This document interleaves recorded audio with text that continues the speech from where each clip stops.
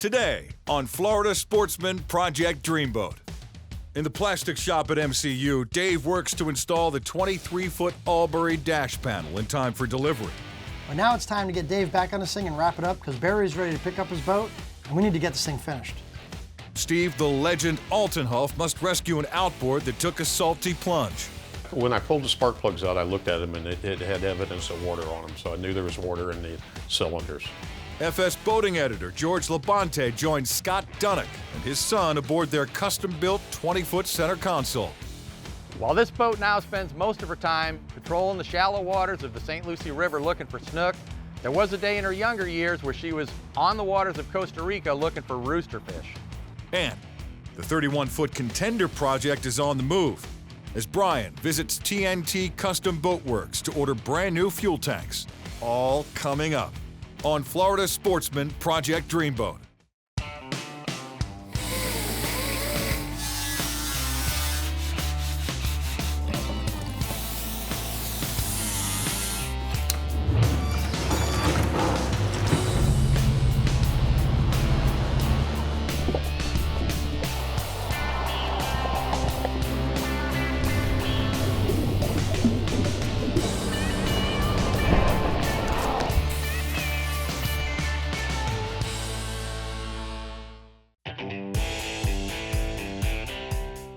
So if you guys can recall, last week we had a 23 Albury in the shop that was actually getting a little mini refit by the customer, but it came to us for some custom touches that he just wasn't able to wrap up.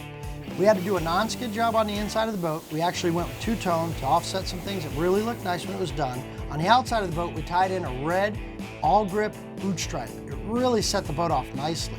Once we pulled the boat away from Mike in the paint shop, it was time for Robbie to get that taco rub rail installed. Let me tell you, that really pulled the boat together. Dave was making some really good time on the dash panels, but I had to pull him off for an emergency job. But now it's time to get Dave back on this thing and wrap it up because Barry's ready to pick up his boat and we need to get this thing finished. So after our little distraction, we were able to come back here and go ahead and wrap up our panel job that we were doing. So a little bit of finish work, some polishing and some fine tuning. After that, we went outside to the boat and started to prep it for epoxy and gluing it down, because we want the effect of no screws. We mixed up a little bit of two-part epoxy and we used a combination of 5200 and a lot of clamps. And I can't stress that enough. We use the epoxy because it's fast set and the 5200 does take a little bit longer for it to cure. So over time, the epoxy really is irrelevant because it'll actually kind of crack away if the boat's flexing a lot. The 5200 will not. It'll keep its properties and hold that panel on there, but it has some it'll let it move a little bit. The epoxy helps us just set it a little quicker and hold the panel from shifting. You're gonna see that I use an awful lot of clamps, a couple different styles, squeeze clamps, C-clamps, because certain parts of the boat you can only get a certain type of clamp in there, so it's a good, have a good variety. So while we're using all these clamps and tape and everything, Mother Nature decided to give us another curveball yet again. We waited a little bit. We were able to get back out there and wrap it up and get everything glued down. And we're gonna let it sit 24 hours. Unless Brian's got more stuff for me to do, then it could be 36 to 48 hours. And then we'll get back on the boat and go ahead and finish installing all of our components. So after we waited our 24-hour period, we were able to get up on the boat. Very complicated procedure here. You gotta be careful removing the clamps. You don't wanna drop them, then you have to bend over. When you're removing the clamps, you're looking for the 5200 to look like you had good seal, so usually it oozes out evenly all around your openings. This way you know you got good adhesion. Good adhesion. That sounds pretty good. So after everything's all removed and said and done, just give it another final look and kind of notice needed just a little bit of touch-up work, so I use my barrel sander to just make sure everything just slides in nice and easy, because you don't want to snap stuff in there, because then you can snap and crack your acrylic. So on this project on the dash panel, we're installing a bunch of these new cup holders because everybody's using the big tumbler cups now, like Engel makes. And these really accept it real nice. They won't blow out as you're underway on the waterway and whatnot. After the cup holders were installed, we went ahead and installed our chart plotter, depth finder, and then we moved on to our Yamaha products. We put in our binnacle, key switch, our Yamaha gauge. And after all the setbacks we had, It was just real fulfilling to have this thing done, and I hope the customer enjoys it. So finally, the 23 Albury is all wrapped up. I gave Barry a call. He came over to the shop to take a look at the boat. All right, Barry, so basically we had a couple of holes we had to fill just to make it to where we had a solid area. We glass and glue everything in. The black acrylic really came out nice. We custom cut everything to fit. We polished all the edges nice on the outside. It's a really nice layout. It came out really good. Yeah, I'm really excited about it. And then we got the two-tone on the non-skid. You guys redid all our non-skid. The non-skid came out really nice. I was really glad with the selection we went with on the color. It really tied into the existing stuff on the inside. I know you had to bring the wife in to check to make sure she was going to be we had the right happy color with it, and it really worked out good, and I hope you guys really like it. Yeah. It really finished off nicely. Following out to that black rub rail, that really completed the boat. Yeah, the boat needed the new rub rail, and then the bottom paint, you guys did that sandblasting first. Yeah, we because completely we had all stripped the those bottom, all the years. old layers and years of paint. It's actually going to make the boat more efficient. You're going to notice that the next time you get out on the boat and run it. All right, so that's it for the Albury project. She's all wrapped up. She's out of here. Now I can't wait to see what the boat looks like when Barry gets it all wrapped up with the finishing touches. When we come back, Brian and Steve at MCU get an urgent request to save an outboard that went overboard. This segment brought to you by Fiberglass Coatings, the largest selection of fiberglass materials in the United States. FGCI is a leading supplier of composite materials, family-owned for over 60 years and headquartered right here in Florida. We have the materials and technical expertise to service manufacturers, repair professionals, and DIYers alike. Our gel coat color matching is a favorite of seasoned professionals and weekend warriors. Access our online store at fgci.com, call to speak with a product specialist, or visit our stores in Fort Lauderdale or St. Petersburg. FGCI is your partner on boat projects big and small. Welcome back to Florida Sportsman Project Dreamboat. Join Steve, the legend Altenhoff, as he must save the day for the owner of an outboard that went under in saltwater. What's up, man? So, flip the skiff, and I got a 15 horsepower four-stroke for you. Flip the skiff. Yeah. You're not supposed to stand 3 guys on one side. No, how about 800 pounds of mangroves? Oh, well, there you go. Yeah. Let's take a look at it. All right, so we run a busy shop here, and you never know what's going to happen next. I had these 2 guys come in. They're actually professional arborists. They trim trees for a living. They were using a John boat with a 15 horsepower Yamaha on the back. They actually overloaded the boat and flipped it and sank the engine. When an engine goes into salt water and it's submerged completely, you need to address that situation right away. So they did the right thing by getting it in here to the shop. Now I need to get Steve on this thing, take a look at it, and see what we can do about saving it. We had this U-boat captain decided he was going to see if this engine worked underwater. Now this engine went underwater, so they brought it to me as soon as they can. First thing I'm going to do to it to try to save the engine, I'm going to pull the spark plugs and drain the engine oil. When I pulled the spark plugs out, I looked at them and it had evidence of water on them, so I knew there was water in the cylinders. And so you can tell if they're wet with water or if they're wet with fuel, the fuel's going to evaporate, but these plugs were soaked because the cylinders were full of water, so we got to get that out right away. It's a 4-stroke engine, so it has a crankcase, so I'm going to pull the oil plug. Sure enough, as pulling the oil plug, it was full of water. When I drained the oil, I was just looking to see if I had got water out of the crankcase. And normally, the water is heavier than the oil, so that's going to come out first. So I got a good stream of water, and then I got good solid oil.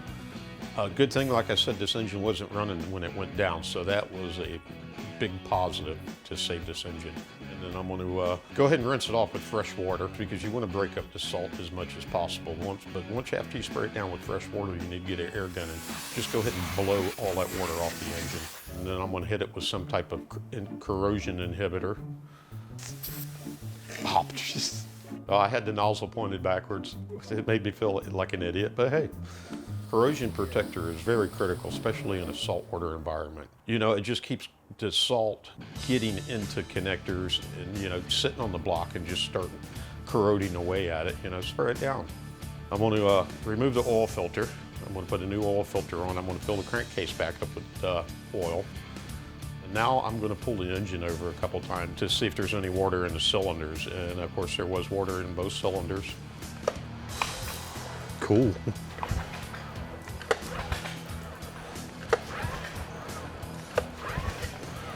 So I got all the water out of the cylinders. Now I'm going to jump over to the carburetor and I'm going to drain the float hole, see if I've got water in that. So I pull the screw out and I notice, okay, well, yeah, we've got fuel in the float hole, no water, but it's ethanol fuel. That's no good. It's very important, you know, to see if you got water in it, because you know, water is not going to burn when you go to crank the engine up. You need good, clean fuel in there. I'm going to put a new, fresh set of spark plugs into the engine, get them in. I'm going to hook up a good fuel supply, non-ethanol this time, and I'm going to get this engine up and running. Fortunately, they got this engine out of water real quick for me. And another good thing is it's a mechanical start. It didn't have a starter, so I didn't have to worry about the starter being full of water. But I got the engine right up and running. I'm going to shut it back down, and then I'm going to drain the oil again. And upon draining the oil, I had evidence of no more water in the oil, so I'm going to go ahead and fill it back up, get it back up and running again, let it run and build up the temperature again.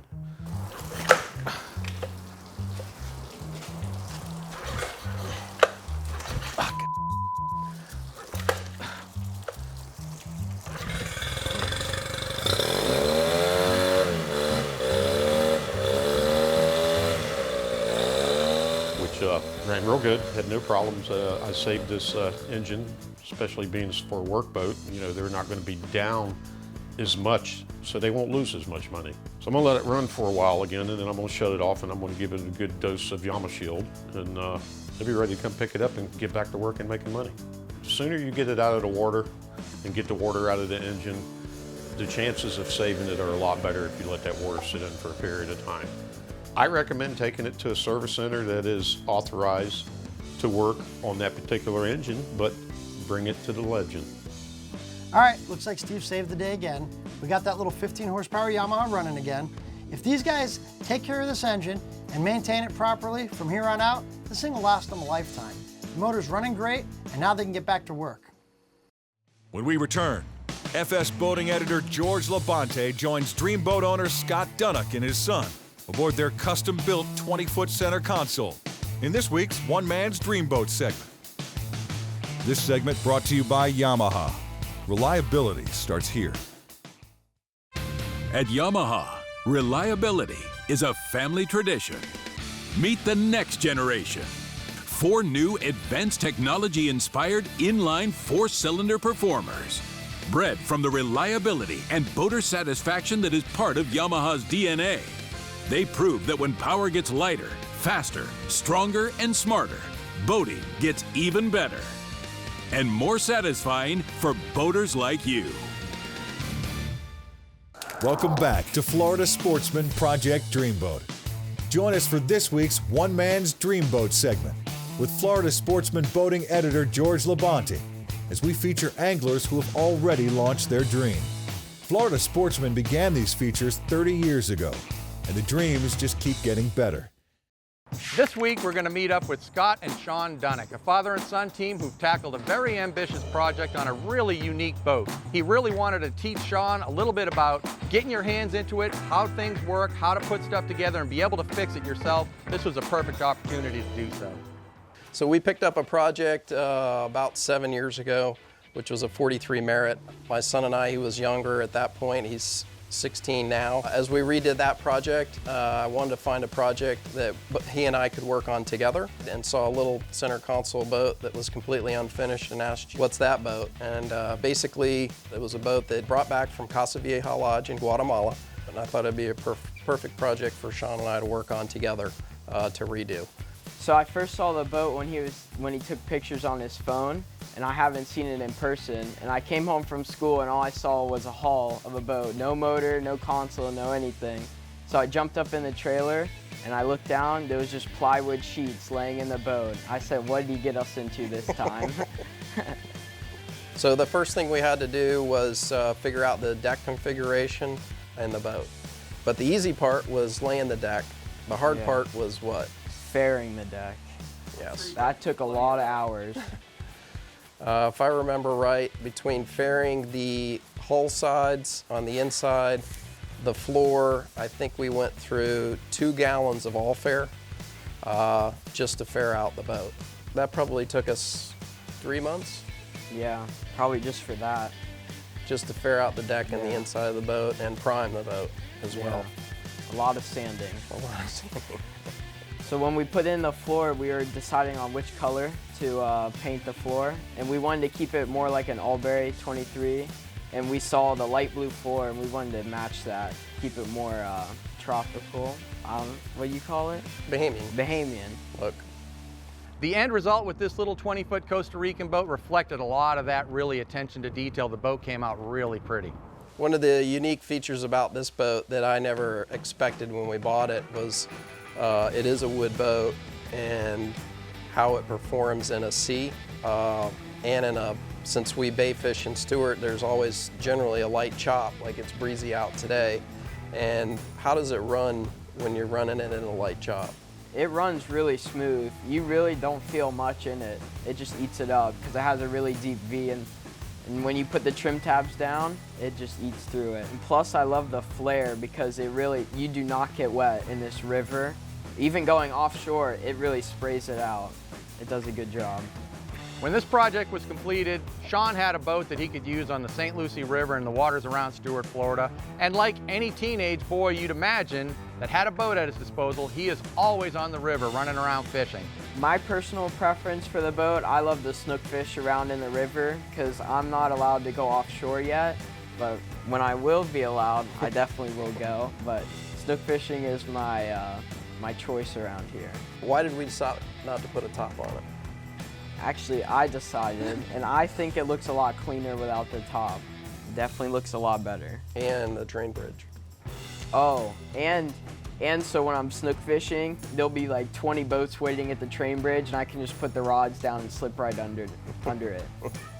One of the challenges on this boat was how to mount a trolling motor. Since it's all wood, the boat actually has a keel on the boat that's about 4 to 5 inches deep, all the way up to the bow. So to figure out how to mount on that, get the wiring done, and then also get a trolling motor that was big enough and long enough to get to the water was a big challenge as well, because the bow is really high on this boat.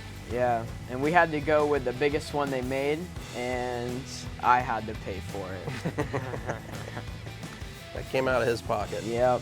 So but it was definitely worth it, because it's nice with a trolling motor. While this boat now spends most of her time patrolling the shallow waters of the St. Lucie River looking for snook, there was a day in her younger years where she was on the waters of Costa Rica looking for rooster fish. So over the last year and a half, we found out that the boat was built in 1984, 1985 in San Jose, Costa Rica. It was built by a company called DCN.